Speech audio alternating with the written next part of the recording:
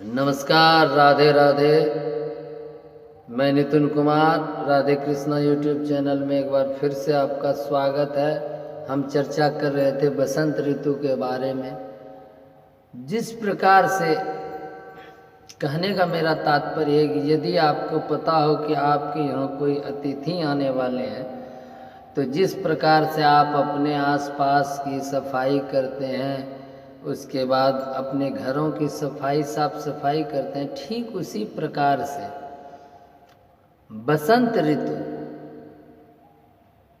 इस पूरे मतलब कि वातावरण को अपने माने कि पूरी धरती को साफ सफाई इसलिए करते हैं कि उन्हें भी नए अतिथि का इंतजार होता है। और वो नया अतिथि कौन है, इसके बारे में आप सोचिए, मैं बताता हूँ।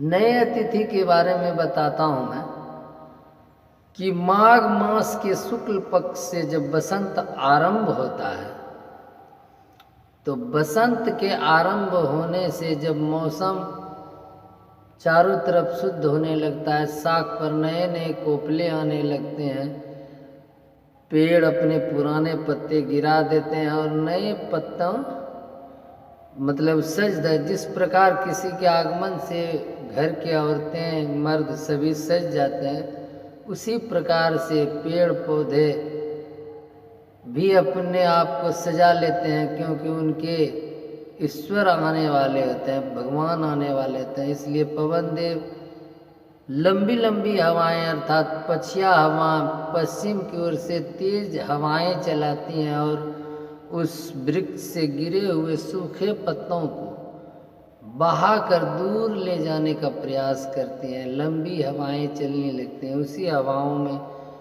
धीरे धीरे गर्मी का माहौल आने लगता है और ठीक गर्मी आते हैं सारे वातावरण शुद्ध हो जाते हैं। तो जिस प्रकार से घर के आसपास की सफाई में जब धूल उड़ता है, तो इंसान करते हैं कि उस पर पानी का छिड़काव करते हैं। तो बीच बीच में भगवान देवराज इंद्र भी अपनी कार्य करते हैं, वो बीच बीच में हल्का हल्का बारिश कर देते हैं, जिससे कि वो सारे धूल कण वो पेड़ पौधों पर आए हुए नए शाख पत्तियां मंजर आदि सभी धुल जाते हैं, जिससे कि मौसम पूरा साफ लगने लगता है, एकदम दूर दूर तक दिखने लगता है। तब भगवान मर्यादा पुरुषोत्तम श्री राम चैत मास के शुक्ल पक्ष की 9वीं तिथि में दिन के 12 बजे प्रकट होते हैं। उन्हीं के आगमन के लिए ऋतुओं का राजा बसंत मतलब चारों तरफ साफ सफाई करते हैं। ऐसे उनका ग्रीष्म ऋतु में जन्म होता है, क्योंकि बसंत ऋतु 2 मास के लिए ही होता है। जैसे कि माघ मास में शुक्ल पक्ष में उनकी तिथि आरंभ होती है, तो वो माघ फागुन फाल्गुनी माघ से फाल्गुनी में 1 माह और फागुन से चैत शुक्ल पक्ष तक मतलब कृष्ण पक्ष तक उनका 2 मास पूर्ण होता है।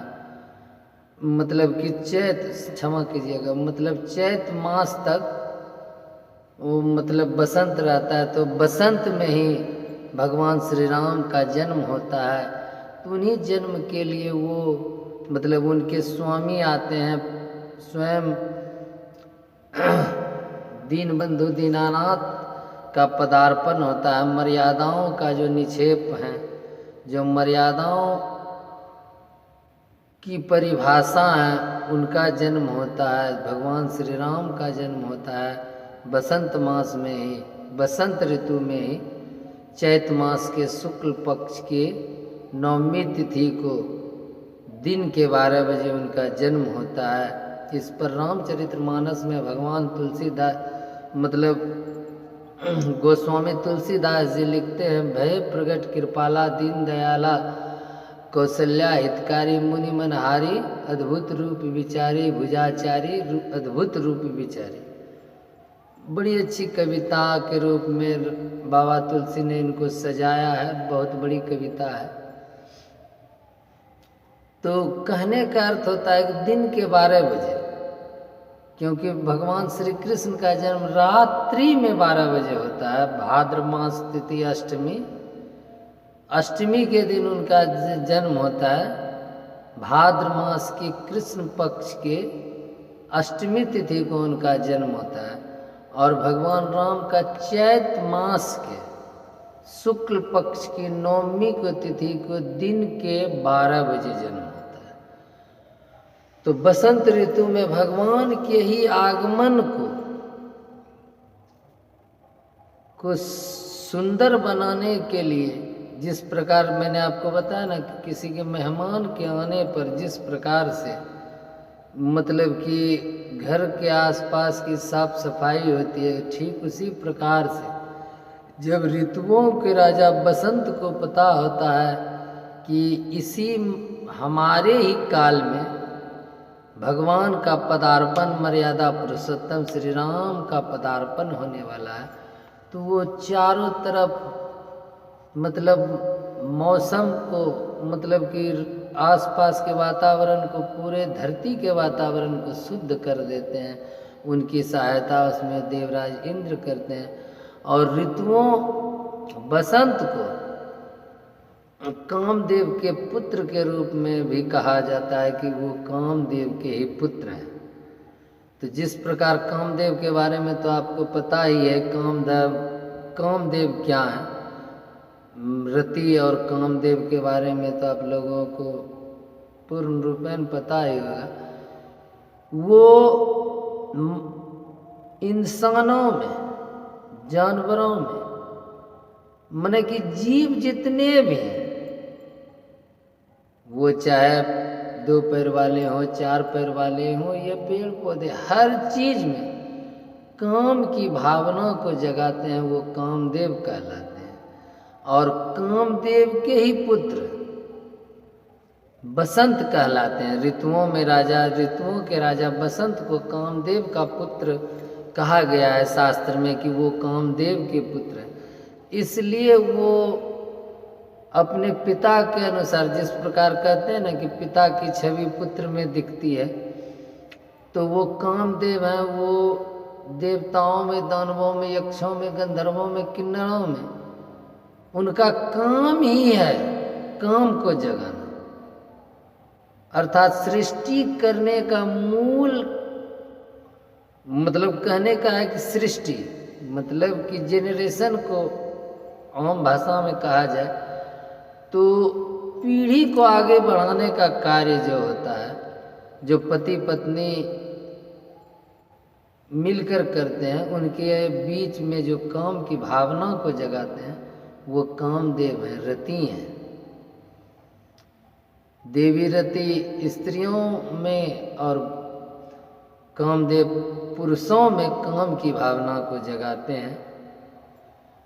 तो ठीक उसी प्रकार उन दोनों के पुत्र होने के नाते बसंत ऋतु भी अपने 2 माह में वैसे ही मौसम माहौल को पैदा करते हैं जिसके कारण इंसान में भी इस मौसम में ऐसी कई बातें होती हैं, वो तो सब आप लोगों को ही पता भी है। तो श्री राम जी के बारे में मैं क्या बताऊं, रामचरितमानस तो सबने पढ़ा है। तो बसंत ऋतु में ही उनका जन्म होता है। इस उनके जन्म पे रामचरितमानस के बारे में तो बहुत बार मैंने कहा, तो वो बाबा तुलसीदास जी कविता में जो बताते हैं कि भय प्रगट कृपाला दीन दयाला कौशल्या हितकारी मुनि मनहारी भुजा अद्भुत रूप विचारी भुजाचारी। तो कहने का अर्थ है कि इसी माह में भगवान प्रगटते हैं, बसंत ऋतु में वो प्रगटते हैं और माता कौशल्या के हृदय को, माता कौशल्या को माने कि कृतार्थ करते हैं। उनकी भक्ति जिस प्रकार कृषक का फसल जब घर आ जाता है, किसान का फसल जब घर आ जाता है, तो जिस प्रकार वो फूले नहीं समाते हैं, ठीक उसी प्रकार जब माता कौशल्या गदगद हो जाते हैं क्योंकि उनके घर में भगवान स्वयं प्रकटते हैं, तो उनकी बाबा तुलसी बहुत अच्छी तरह से इनको लिखते हैं अवधी भाषा में।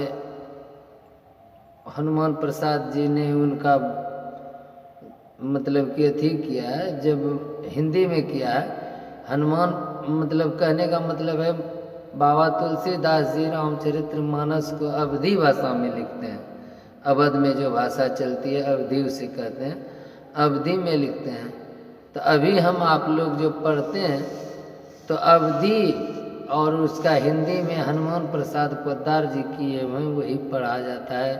अत्याधिक हिंदी के लोग ये पढ़ते हैं, और तो ऐसे मतलब 300 से भी ज़्यादा रामचरितमानस के मतलब कि विभिन्न भाषाओं में है, विभिन्न कवियों द्वारा उनका हिंदी अनुवाद किया हुआ, अंग्रेजी जितने भी भाषा, मलयालम, कन्नड़ जितने भी हैं सब में किया गया है। खैर इसके बारे में बताऊंगा बाद में।